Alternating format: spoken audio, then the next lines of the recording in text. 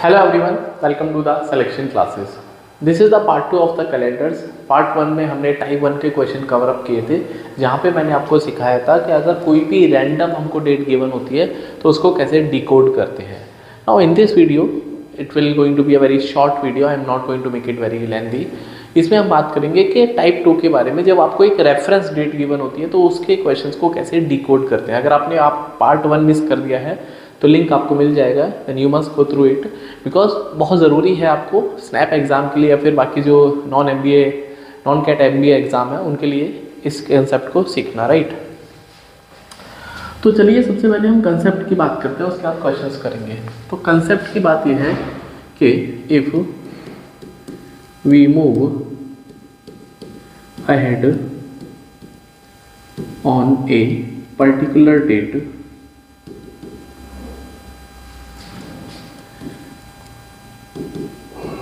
in a year consecutive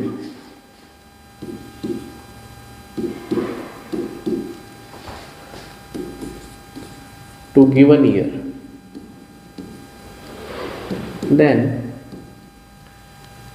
day is ahead by +1 by +1 provided leap year date 29 Feb is not crossed. If 29 Feb of leap year is crossed, day is ahead by +2. ये पूरा concept यही है कि अगर आपको reference date given है, if the reference date is given, तो एक दिन आगे बढ़ेंगे आप जब एक पर्टिकुलर डे को आप टैकल करेंगे.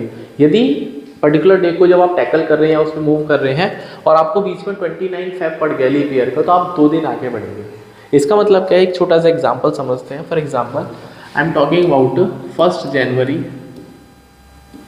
2018. For example it was Sunday. I am just assuming it Sunday था और मैं आपसे बोलता हूँ 1 जनवरी 2019 को कौन सा दिन पड़ेगा.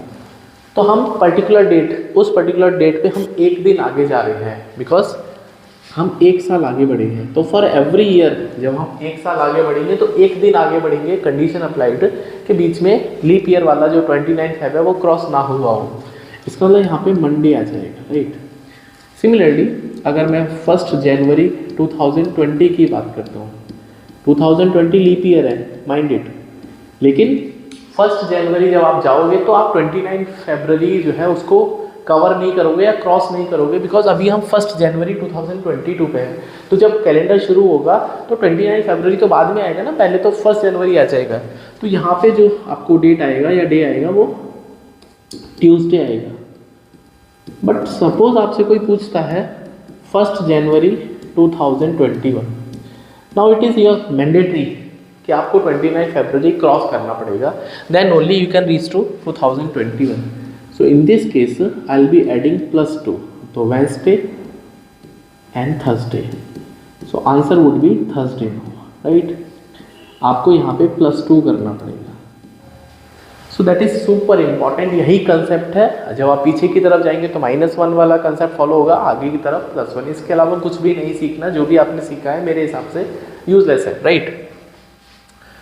और एक और जो कंसेप्ट है जो कि होता है आइडेंटिकल ईयर का.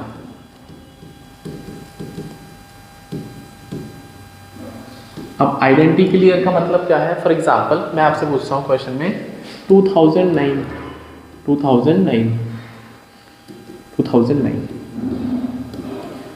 इसका आइडेंटिकल ईयर क्या होगा. What does it mean actually. Identical year का मतलब होता है कि जो 2009 का कैलेंडर है वो वापस calendar same to same exactly उसी दिन पर्टिकुलर उसी टाइम को फॉलो कब करेगा, उसी डेट को, उसी डे को फॉलो कब करेगा। तो ये आपको आइडेंटिकल ईयर बताता है। तो आप बहुत सारे तरीके आई थिंक अगर आपने पढ़े होंगे तो माइट बी पॉसिबल आपको पता हो या ना पता हो, बट मेरा जो तरीका है मैं सिंपल बता देता हूँ। आपको कुछ नहीं करना, आपको जो गिवन ईयर है उसको 4 से डिवाइड करिए। क्या करिए, गिवन ईयर को 4 से डिवाइड करिए। आप यहाँ पे रिमाइंडर लिखिए, राइट, और उसके बाद ऐड करना है। तो रिमाइंडर अगर 0 आए तो ऐड करिए 28, रिमाइंडर अगर 1 आता है तो ऐड करिए 6, रिमाइंडर अगर 2 आता है तो ऐड करिए 11, और रिमाइंडर अगर 3 आता है तो ऐड करिए 11। ये टेबल आपको बस याद रखनी है, इसके अलावा कुछ भी नहीं करना है। अगर रिमाइंडर 0 आता है तो 28 ऐड करना है, 1 पे 6, 2 पे 11, 3 पे 11, दैट्स इट, राइट। तो अगर इस क्वेश्चन को मैं देख पाता हूँ 2009 और इसको डिवाइड करिए 4 से, so remainder would be 1, remainder would be 1। So 1 का मतलब आई विल बी एडिंग +6। तो 2009 में आप +6 ऐड करोगे तो you will be reaching to 2015। So year 2015 would be same as year 2009. Now it is saying it was Sunday on the 1st January 2006. 1st January 2006 it was Sunday actually, right?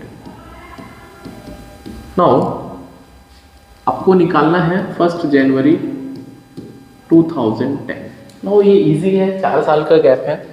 सो 2006 पे हमको है and we have to move on 2007, 2008, 2009, 2010, right. And date is same, तो यहाँ पे date का तो कोई पंगा नहीं है। तो I can say if it is 2006 it is given Sunday, तो यहाँ पे आपको मिलेगा मंडे, यहाँ पे आपको मिलेगा ट्यूसडे। वाई सो, बिकॉज अभी हम यहाँ पे +1 ऐड करेंगे। क्यों? क्योंकि 2008 में अभी हम जनवरी पे हैं, दो it is a leap year. आप इसको लिख लीजिए, this is a leap year, but we have not crossed 29 February, so mind it. So this is would be Tuesday and from here I will be adding +2 now. So Wednesday, Thursday and उसके बाद +1 Friday. So I will be reaching to Friday. So option number यहाँ पे C would be the right answer of the question. We have the next question. Today is Monday and after 61 days it will be what, right? तो अगर हम Monday पे बात करते हैं, today is Monday and we have to move 61 days ahead, ठीक है। तो 61 डेज की बात करता है, तो 61 का मतलब 7 के बाद साइकिल रिपीट होती है as you know in the calendar. So what I am going to do, 61 को 7 से डिवाइड करेंगे, रिमाइंडर कैलकुलेट करेंगे, तो reminder would be 5। So we have to move +5 for that. तो मंडे के बाद आप +5 पे चलेंगे and if you calculate Monday and +5, so that would be Tuesday, Wednesday, Thursday, Friday, Saturday. So answer of this question would be Saturday. Option number B is the right answer of the question. Hopefully you are getting it and we have the next question. As I told you, this is repeating year और the identical year 2007। So 2007 को divide करिए 4 से, तो when you are dividing it by 4 the reminder would be 3। So add 11, so 2007 plus 11 you are reaching to 2018. So 18 mean option number D is the right answer of the question. And this is a interesting question again, and this one was interesting. So we have one more question. 12th Feb 1986, that is Wednesday, and we have to find January 1st 1987, right? So 12th Feb 1986 was Wednesday and we have to calculate 1 January 1987, right? Okay, so what we have to do actually, तो एक तो तरीका है कि आप number of days calculate कर लीजिए। जैसे कि फॉर एग्जांपल हम फरवरी पे हैं, तो अभी this is a normal year, तो फरवरी में बैलेंस कितने दिन बचे हैं भाई? फरवरी में 28 होंगे, बिकॉज यहाँ पे 16 दिन बचेंगे। उसके बाद मार्च पूरा है, April and we have May, June July, August, September, October, November and December, right. यहाँ तक तो समझ में आता है। तो अगर मैं ओडी पे काम करता हूँ, ऑड नंबर ऑफ डेज पे, तो 7 से डिवाइड करिए, यहाँ पे ओडी आएंगे 2 आएगा, 7 2 14 प्लस 2। मार्च में जो 31 डेज होते हैं, जनवरी फरवरी मार्च, 31 का मतलब 3 ओडी, यहाँ पे 2 ओडी, मई में 3 ओडी, जून में 2 ओडी, जुलाई में 3 ओडी, यहाँ पे 3 ओडी, फिर 2, फिर 3, फिर 2, फिर 3। तो this is going to be 2 + 3 5 7, 7 तक तो 0 हो गया, फिर 3 2 5 8 11 13 16 18 21। सो 21 का मतलब हो गया divide by 7, reminder 0। It means 31st December of this year would be ending on the 0. 0 मतलब that is there is no change। तो अगर मैं बात करूँगा यहाँ पे 31st December 1986, that will be ending on same Wednesday, but we have to move on the 1st January. So 1st January would be 1987, that would be Thursday. So answer of this question would be Thursday, right? Thursday। एक तो ये तरीका है। अगर मैं इसको normal और दूसरे तरीके से सोचूं तो 12 फरवरी 1986 and we have to go to 1st January 1987, right. तो अगर मैं 12 से 12 चलता हूँ 12 फरवरी 1987, तो आई कैन से डेफिनेटली कि यहाँ पे थर्सडे रहेगा, क्योंकि हम +1 आगे चले। तो 12 फरवरी को थर्सडे है 87 में, बट हमको तो 1st जनवरी पे जाना है, राइट। हमको तो 1st जनवरी पे जाना है, यू आर राइट। तो आई कैन से कि अगर मैं 1st जनवरी की बात करता हूँ एंड 12 फरवरी की बात करता हूँ, यहाँ पे नंबर ऑफ डेज कितने होंगे, तो you have to exclude that day, पहला जो यहाँ से शुरू कर रहे हैं उसके बाद की बात करते हैं।